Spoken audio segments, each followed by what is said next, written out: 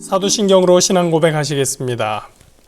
전능하사 천지를 만드신 하나님 아버지를 내가 믿사오며 그 외아들 우리 주 예수 그리스도를 믿사오니 이는 성령으로 잉태하사 동정녀 마리아에게 나시고 본디오 빌라도에게 고난을 받으사 십자가에 못 박혀 죽으시고 장사한 지 사흘 만에 죽은 자 가운데서 다시 살아나시며 하늘로 오르사 전능하신 하나님 우편에 앉아 계시다가 저리로서 산자와 죽은 자를 심판하러 오시리라. 성령을 믿사오며 거룩한 공회와 성도가 서로 교통하는 것과 죄를 사하여 주시는 것과 몸이 다시 사는 것과 영원히 사는 것을 믿사옵나이다. 아멘.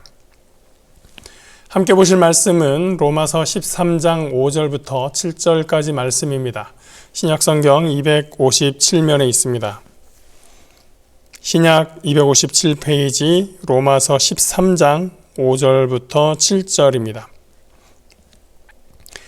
그러므로 복종하지 아니할 수 없으니 진노 때문에 할 것이 아니라 양심을 따라 할 것이라. 너희가 조세를 바치는 것도 이로 말미암음이라. 그들이 하나님의 일꾼이 되어 바로 이 일에 항상 힘쓰느니라. 모든 자에게 줄 것을 주되 조세를 받을 자에게 조세를 바치고 관세를 받을 자에게 관세를 바치고 두려워할 자를 두려워하며 존경할 자를 존경하라. 아멘. 로마서 13장 1절부터 7절까지는 바울 서신 중에서도 노골적으로 정치적인 입장을 밝히는 본문입니다. 물론 오늘날 우리 정치 환경과는 매우 다른 상황 아래에서 보여준 입장이라는 것을 우리는 인정해야 됩니다. 지난번에 1절부터 4절까지의 말씀을 간단하게 살펴보았고 오늘은 이어지는 5절부터 7절까지 말씀입니다. 4절 말씀을 한번 돌이켜보면 권력자가 하나님의 사역자로서 악을 행하는 자에게 보응한다라고 말씀을 하시면서 하나님이 정하신 권세가 과연 어떤 역할을 해야 하는가에 대해서 말씀하고 있습니다. 이어지는 5절에서는 1절과 마찬가지로 권세자에게 복종할 것을 가르치고 있습니다. 5절 말씀입니다. 그러므로 복종하지 아니할 수 없으니 진노 때문에 할 것이 아니라 양심을 따라 할 것이라. 권력자에게 복종해야 되는데 복종의 이유는 권력자가 진노하는 것이 무서워서가 아니라 양심에 따라서 하라. 그렇게 가르칩니다. 우리가 권력자에게 복종하는 이유는 우리가 복종하지 않으면 권력자가 진노할 것이기 때문에 복종하는 것, 그것이 어서는 안 된다라는 것입니다. 권력자가 진노하는지 아닌지가 기준이 되어서는 안 되고 오히려 우리 양심의 소리에 더욱 민감해야 한다라는 것입니다. 당연한 얘기죠. 우리가 아이들을 훈육할 때에 부모의 분노가 무서워서 아이가 말을 잘 듣는 것을 기대합니까? 그렇지 않습니다. 아이가 그 내용을 깨닫고 알아서 스스로 이것은 나쁜 일이야, 이것은 좋은 일이야 라는 것을 판단하고 자기가 알아서 그 일을 행동하기를 기대하면서 가르칩니다. 당연히 스스로의 양심에 따라서 마땅히 할 일을 판단하기를 기대하는 것이죠. 이 아이가 부모를 무서워하기 때문에 부모의 말을 잘 듣는다라고 한다면 이 부모 자식과의 관계에서나 이 아이의 장래의 발전을 위해서 아무런 도움이 되지 않습니다. 마찬가지로 황제든 대통령이든 집권자의 권력과 위세가 두려워서 복종하는 것은 사회 윤리적으로도 옳지 않을 뿐더러 하나님의 원리도 아닙니다. 우리는 우리의 신앙 양심에 따라서 무엇이 하나님의 뜻에 합당한지를 판단하고 그 안에서 질서를 지키면서 권력자에게 순종하는 것입니다. 그 다음에 세금에 대해서 이야기합니다. 6절을 보겠습니다. 너희가 조세를 바치는 것도 이로 말미암음이라. 그들이 하나님의 일꾼이 되어 바로 이 일에 항상 힘쓰느니라. 우리나라 헌법에는 4가지 의무가 있습니다. 국민의 4가지 의무, 4대 의무라고 하죠. 바로 교육, 근로, 납세, 국방 이런 4가지의 의무인데요. 이 중에서 세금은 나라의 모든 행정의 기초가 됩니다. 세금을 낸다는 것은 그 나라의 시스템을 인정한다는 것이죠. 10몇 년 전이었던 것 같은데 한국 영화 중에서 어떤 사람이 주인공이죠. 이 사람이 국가가 나한테 해준 게 뭐가 있어? 그러면서 나 이제 대한민국 국민 안 해! 라고 하는 그런 내용의 영화가 있었습니다. 제가 영화 광고만 봐서 영화 내용이 실제로 어땠는지 자세하게 알지는 못하는데요. 어쨌든 이 사람이 세금도 안 내고 전기세도 안 내고 뭐 아무것도 납부하기를 거부하는 겁니다. 그랬다가 경찰이 잡으러 오니까 이제 달아나고 그래서 뭐 무인도까지 가고 그랬었던 내용으로 기억을 합니다. 사실 우리가 살고 있는 이 한국 사회에서 물을 받는 것도 버리는 것도 다 세금이 없으면 안 됩니다. 뭐 공과금이라고 하지만요. 전기를 쓰는 것도 또 도로를 다니는 것도 사실 다 세금이 있어야 제공이 되는 겁니다. 요즘은 세금과 공과금이 이렇게 이제 분리가 되어 있지만 공공 기반 시설이 제공하는 그런 기능, 과거에는 세금으로 하나로 다 이루어지는 것이었습니다. 정부는 이 세금을 적당하게 걷어서 합리적으로 사용해야 됩니다. 6절 말씀의 표현을 빌리면 그들이 하나님의 일꾼이 되어서 바르게 사용해야 됩니다. 즉 3절 말씀처럼 선을 칭찬하고 4절에서처럼 악을 엄히 다루어서 징벌할 수 있어야 되는 겁니다. 그런 일을 정당하게 한다고 할 때 우리가 납부하는 세금도 국민으로서의 의무도 기꺼이 할 수 있게 되는 것입니다. 6절의 의미는 또 7절로 이어집니다. 7절 말씀. 모든 자에게 줄 것을 주되 조세를 받을 자에게 조세를 바치고 관세를 받을 자에게 관세를 바치고 두려워할 자를 두려워하며 존경할 자를 존경하라. 이 구절은 마치 예수님께서 바리새인들에게 질문받았을 때 세금에 대해서 이야기한 그 장면을 생각나게 합니다. 바리새인들이 예수님을 시험하려고 왔을 때 묻죠. 우리가 가이사에게 세금을 내야 됩니까? 말아야 됩니까? 라고 했을 때 예수님께서 가이사의 것은 가이사에게, 하나님의 것은 하나님에게 바치라 라고 말씀을 하셨습니다. 예수님의 말씀을 여러 방식으로 해석할 수 있지만 저는 이 말씀이 하나님의 우주적인 통치 아래에 있는 가이사의 영역에 대한 작은 영역에 대한 인정이다라고 읽었습니다. 가이사가 요구하는 세금이라도 납부할 수는 있으나 궁극적으로 그조차 하나님의 통치 아래에 있기 때문에 하나님이 인정하시지 않으면 이 가이사도 그 자리를 내놓아야 하는 것이죠. 바울은 그것을 조금 다른 측면에서 제시합니다. 조세받을 자에게 조세를 바치고 관세받을 자에게 관세를 바쳐라. 그리고 중요한 말씀이 나오죠. 두려워할 자를 두려워하고 존경할 자를 존경하라. 권세자로 세워진 사람은 누구든 가릴 것 없이 두려워하고 존경해라 라고 가르치지 않습니다. 두려워할 자를 두려워해라. 존경할 자를 존경해라. 하나님의 통치에서 벗어나 있는 자를 두려워할 필요가 없다는 뜻입니다.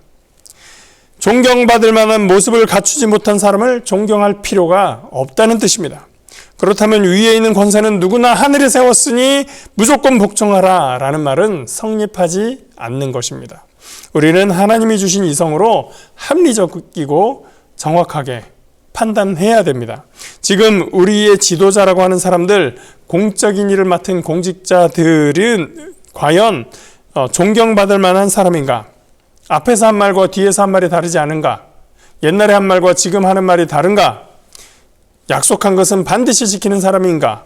자기의 책임을 아랫사람이나 혹은 정체적인 상대방에게 미루고 있지는 않는가? 무엇보다도 거짓말하고 또 자신의 잘못에 대해서 반성하지 않는 사람인가? 이런 것들을 우리는 판단해야 됩니다.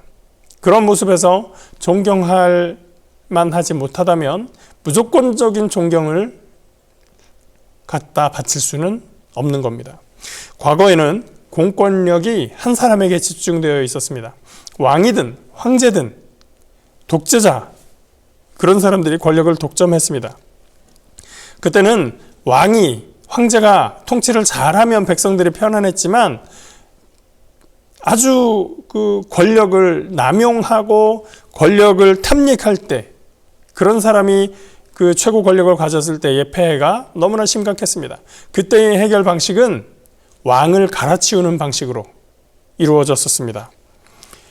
그런데 그것이 해결이 될까요? 해결이 안 됐습니다. 또 다른 폭군이 나타나고 독재자가 나타나게 되면 문제는 그대로 반복이 되는 것입니다. 결국 참다 일어난 게 민중봉기의 방식이었습니다.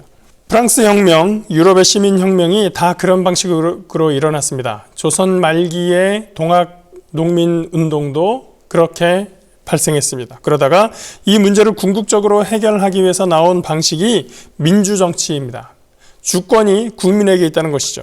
그리고 통치자에 해당하는 한 명을 국민들이 민주적 절차에 의해서 선정하게 됩니다. 국민의 주권을 보호하기 위해서 실행하게 된 또 하나의 정치제도가 있는데 그것이 바로 법치주의입니다. 법치제도.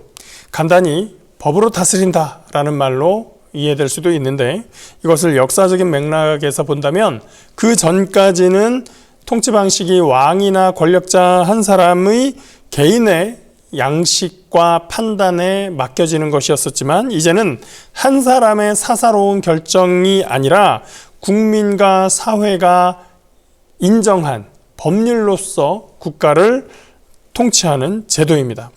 즉 법이 제약하는 것은 권력자의 권한과 행동입니다. 그래서 법치주의의 정신은 법으로서 강자를 제한하고 약자를 보호하는 것입니다. 권력자를 보호하고 약자를 제약하기 위해서 법치주의를 실행하는 것이 아니라는 것입니다.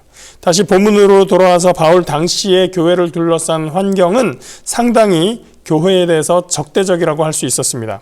바울 자신도 개인적으로 많은 역경을 거쳤지만 교회도 전반적으로 박해의 상황에 노출되어 있었습니다. 억울한 상황에 놓일 수 있는 환경이었습니다. 그러나 초기 교회는 환난 중에 더욱 믿음을 굳건히 했습니다. 다가오는 박해에도 불구하고 하나님의 뜻을 따르기 위해서 헌신했습니다. 그리고 바울의 편지를 읽으며 다짐했습니다. 두려워할 자를 두려워하고 존경할 자를 존경하라. 우리가 진정으로 두려워할 자는 세상 권력자가 아니라 하나님이다. 세상의 진정한 주권자 되신 하나님이 진정으로 두려워할 자였었습니다. 우리는 예수 그리스도를 온전히 존경하고 사랑하지만 세상 통치자를 무조건적으로 사랑하고 존경하지 않습니다. 그래서 진정으로 하나님의 사역자로서 공정하고 바르게 일하도록 촉구하고 그렇게 하는 사람에게 우리는 양심에서 우러나는 복종과 존경을 줄 수 있는 것입니다.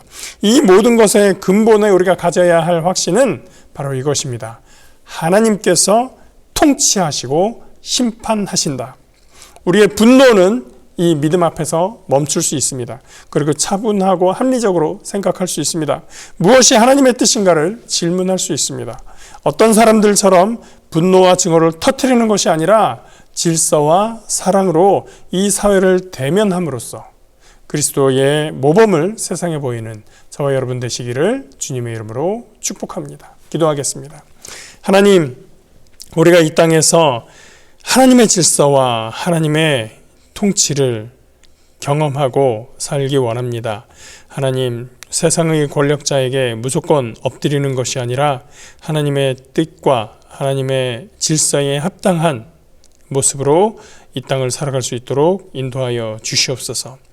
억울하고 말도 안 되는 일로 혐의를 받아서 돌아가시면서까지 세상을 아끼시고 사랑한 예수님처럼 우리가 세상을 향하여 보여야 할 참된 모습이 어떤 것인지를 우리가 각각의 역사적인 현장에서 묵상하게 하시고 그러한 모습을 세상에 보일 수 있도록 인도하여 주시옵소서.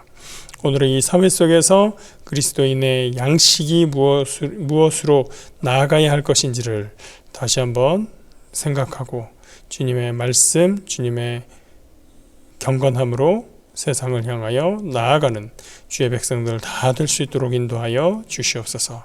오늘도 주의 사랑으로 함께 하심을 감사드리며 예수 그리스도의 이름으로 기도합니다. 아멘. 하늘에 계신 우리 아버지여, 이름이 거룩히 여김을 받으시오며 나라가 임하시오며 뜻이 하늘에서 이루어진 것 같이 땅에서도 이루어지이다.